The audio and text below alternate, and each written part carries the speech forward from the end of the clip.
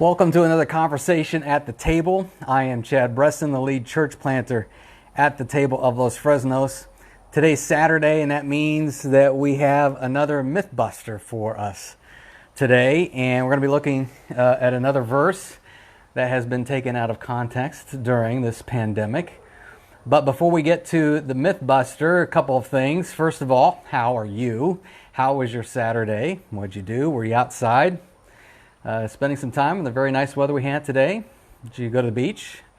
Go fishing? Take advantage of some of those restrictions that have been lifted? So it's a different kind of reality, right? We're living in a different kind of world. Not necessarily shelter. We are still supposed to be sheltering in place, but a little more mobility that has been given to us. Most asked question, though, because we have now a new reality and we have some of our restrictions lifted, and that is, when's the table going to meet again? So the answer is we don't know, but we are planning on it.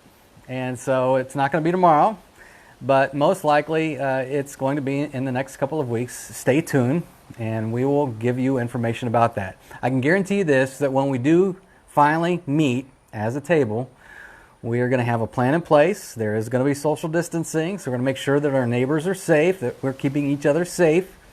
And so we're going to do it with the guidelines that we've been given, and we'll do it safely, and we'll do it in a way that allows us to still gather around the Word and around the table. So, no answer really on that yet, but it is coming. And again, we'll be meeting next week and talking a little more about that. Tomorrow, right here on Facebook and on YouTube, we have a special guest speaker at the table. Pastor Nathan at St. Paul Lutheran Church in Harlingen is going to be our guest speaker, and I'm looking forward to it. It's going to be great. He's going to be looking at the early church, and they're in a bit of quarantine, and they're praying. What does that mean for us? So I encourage you, 10:30 here on Facebook, on YouTube, join us for our online worship, the table of Los Fresnos. And again, I'm looking forward to the worship. I'm looking forward to hearing Pastor Nathan. What would you like to see on these conversations at the table? I have a list of stuff, but I don't have to go by my list. You're welcome to leave your comments and leave some ideas. What do you want to see us cover? What Mythbuster do you want to see covered?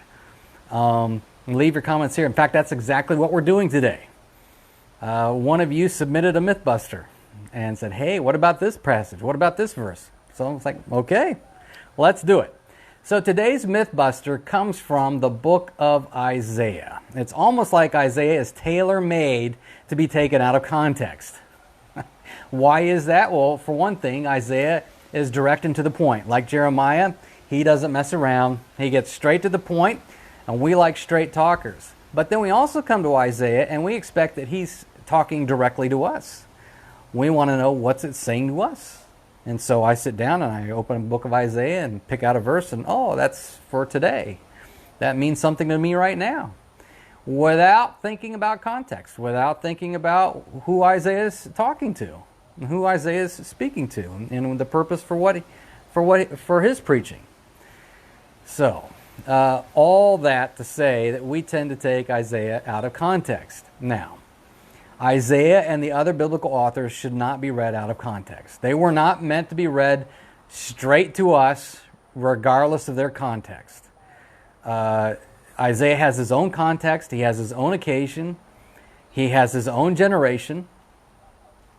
And so I need to understand a little bit about that before I try to figure out, okay, how does this, or how is this supposed to shape my life? It's very easy for us, again, and I hear it frequently. You can see this on the internet, and you can see it in the Twitter feeds. People like, I'm going to, whatever Isaiah is saying, it's whatever it means for me right now, and this is what I'm getting from it. Well, we have to understand it through Isaiah's eyes. The Bible is not meant for us to just pick and choose what we glean from it and make it our own. Because once we start to do that, then we impose what we're seeing and what we're hearing onto the Bible. And all of a sudden, the Bible becomes what we want it to say and not the other way around. So That's why today's Mythbuster is a bit baffling, because it seems as though this would be pretty clear. One of the reasons why this text, though, should be clear for us is one other thing that we do when we come to reading Isaiah and the rest of the Old Testament authors. We figure out what the New Testament authors are doing with that particular passage, especially Isaiah. Now, Isaiah is a much quoted author, so there are many different New Testament authors I can go to, and there is an author that is quoting the text we're looking at tonight. But the New Testament authors, we take our cues from them.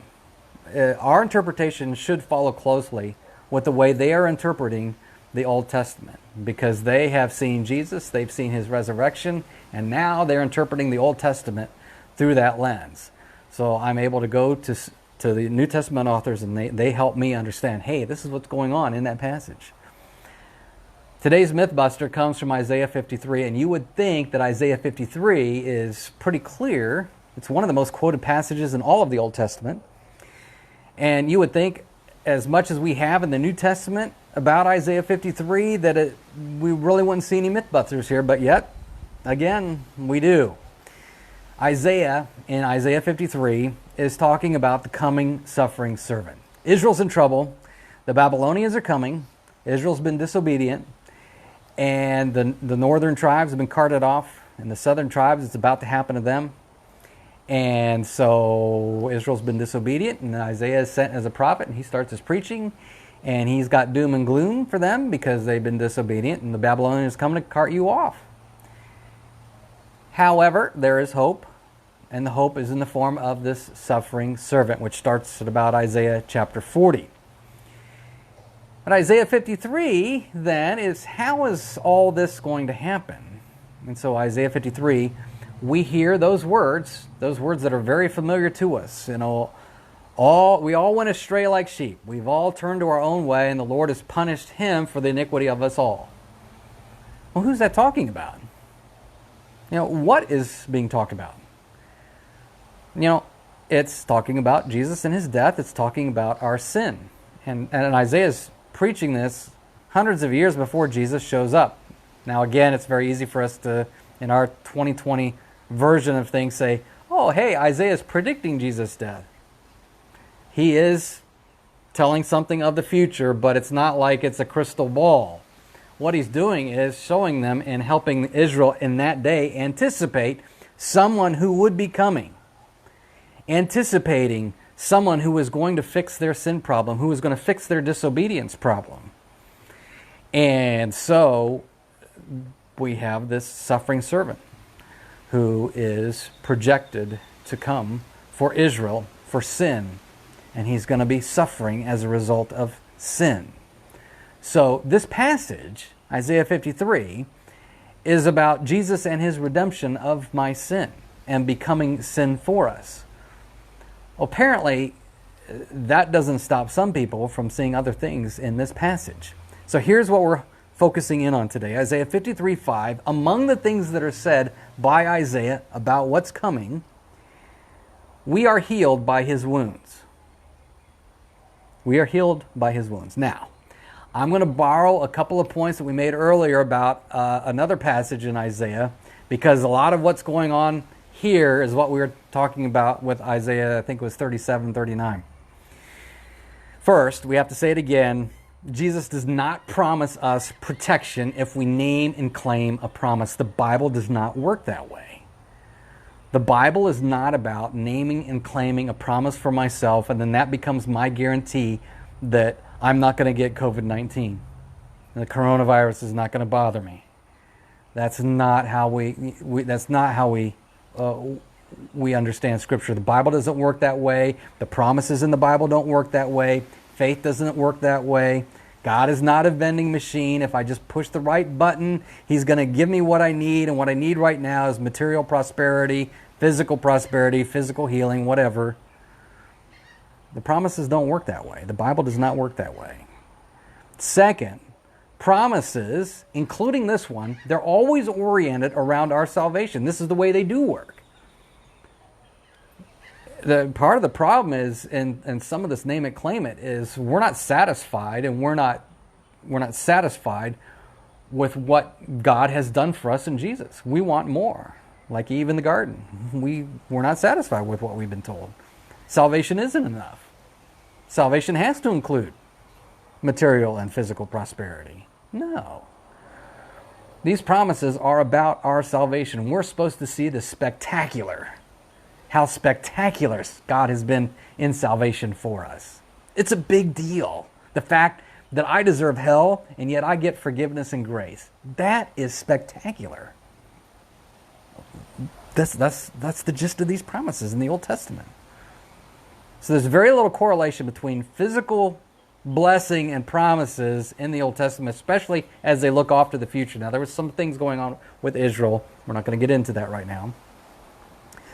But for Isaiah 53:5 right here, context, context, context, context. It's all about context. Context is king in understanding the Old Testament. The text cannot be made to say whatever it is I want it to say. It cannot be for me what I feel like it needs to be for me right now. Context is what controls the narrative, what controls the interpretation. So the Bible is to be read in context. Here in Isaiah 53, here's the context. What's the context? Well, here's the context. The context, of course, as we said, suffering servant. He's been the subject of Isaiah's preaching since Isaiah 40, so that's a continuing theme here. Rolls into Isaiah 52, 53. And the suffering servant is going to go, again, we call him a suffering servant because they're suffering here. He's going to bring about a new day. This is the suffering servant who, once it's all said and done, is going to provide water for those who are thirsty. And once they drink of what he has to offer, they will never thirst again. So that's all part of this. There's a new day coming when things are going to be right. He's going to make all things right. So, how do we get to that new day? Well, he goes through this horrific chapter, Isaiah 53. This is how he's going to usher it in, by horrific suffering. So, that's the context. And he's doing this suffering, he's enduring this suffering, undergoing this suffering, to the point of his death, that's later in Isaiah 53, for the sins of his people. So that's all important here. This is the context here. We are healed by his wounds. That's the phrase. But that phrase appears in a context, in a whole string of statements about the suffering servant and what that suffering servant is doing for his people. So let's just look at verses 5 and 6. We could look at the whole chapter. We're not going to because of time, but 5 and 6. He was pierced because of our rebellion, crushed because of our iniquities. Punishment for our peace was on him, and we are healed by his wounds. We all went astray like sheep. We've all turned to our own way, and the Lord has punished him for the iniquity of us all. So let's see. Rebellion, iniquities, astray, iniquity. Those are all sin words. Those are all words that appear in these two verses. And then there is pierced, crushed, punished, wounds, and punished again. So you got those words. Two sets of words. You got sin words, and then you have punishment words. And you begin to see in these parallels between the sin words and the punished words where we start to understand substitutionary atonement. There's punishment for sin. One is causing the other. Sin is causing this punishment. So in the midst of all these sin words and punished words, there are two words here that show up: peace and healed. So in the context of the sin and punished words, how are we supposed to understand peace and healed? How are we supposed to understand peace? Is this physical peace? Is this peace like the quiet that I enjoy when the cats are quiet? when their kids are quiet and I've got the room to myself and I can enjoy a book or whatever? Is that the kind of peace it's talking about here? No, not in the context of these words. These words, the peace that we're talking about here, it's not even talking about world peace, the whole kumbaya Beatles peace that everybody talks about. Not talking about that kind of world peace either. This peace is talking about the rebellion. Rebellion sets up that word. Rebellion of humanity against God. So peace is, that's been rectified, that's been resolved. Peace is lack of that. There's no more warfare between humanity and God in salvation. Christ has fixed that. He's brought peace. There's now peace between God and man because of what he's done. Well, then the same thing is true with healing. Is that healing a fix for my headache? Is that healing for COVID-19? Not in this context. No. No, the physical healing here is being talked about is what's going on in salvation. What's going on with the sinner? What's going on with the soul? And if you don't want to take my word for it, how about the Apostle Peter, who quotes Isaiah 53:5 in the context of sin and punishment and suffering? Here's what he says in 1 Peter chapter 2. For you were called to this because Christ also suffered for you, leaving you an example that you should follow in his steps. He did not commit sin, and no deceit was found in his mouth. When he was insulted, he did not insult in return. When he suffered, he did not threaten. By the way, this is all coming from Isaiah 53. He did not threaten, but entrusted himself to the one who judges justly. He himself bore our sins in his body on the tree, so that, having died to sins, we might live for righteousness. By his wounds you've been healed. For you were like sheep going astray, but now you have returned to the shepherd and overseer of your souls. That last word there, what's that word? Souls. Souls. So Peter understands Isaiah 53 to be talking about souls. In fact, Isaiah is quoting this passage and quoting Isaiah 53 because his audience is going through very, very severe persecution, physical suffering, unjust suffering, stuff they don't. It's happening to them because they're Christian. And Peter does not promise them relief from the physical suffering. He does not promise them physical healing. What does he say? He's promising them salvation, the healing of their souls, spiritual healing.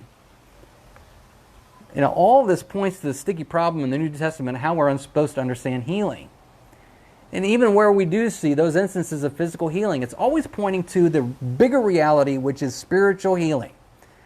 What Christ has come to do is fix this war, this rebellion problem between man and God, the fracture between humanity and God. That's the healing that even physical healing is pointing to. Now, this doesn't mean that Christ didn't die for our physical healing, but the overwhelming picture that we get and the overwhelming witness of the New Testament is that's later. There's coming a day when there will be no more tears, no more suffering, no more crying. Until that point, Peter is saying suffering is the narrative of the day. We don't have any promise. We don't have any guarantee. Yes, Christ heals in 2020. He does heal. But these promises, there's guarantees, all these other things that are going on, nope, that's when it's all said and done. So, Isaiah 53, not talking about physical healing. Isaiah 53 is talking about the spiritual healing of the soul that Christ brings when the suffering servant is punished for the iniquity of his people. That's Peter's definitive interpretation. So if there's any question, I guess I'm going to go with Peter on this one. So that's today's Mythbuster. That's our conversation at the table. Join us here on Facebook again tomorrow morning, 10:30, and on YouTube. If you prefer YouTube, we're going to be streaming on YouTube our morning worship service. Again, Pastor Nathan from St. Paul Lutheran Church in Harlingen is going to be our guest speaker. It's going to be a great time. I encourage you, spend some time with us tomorrow morning at 10:30. Again, worship is important, so make sure, wherever you're at, that you're doing something with your family in terms of worship. You know, Jesus continues to meet with his people through his word, even though it's online. So, until then, stay safe, stay healthy, stay home as much as you can, stay connected. We are loved by Jesus for the love of Los Fresnos.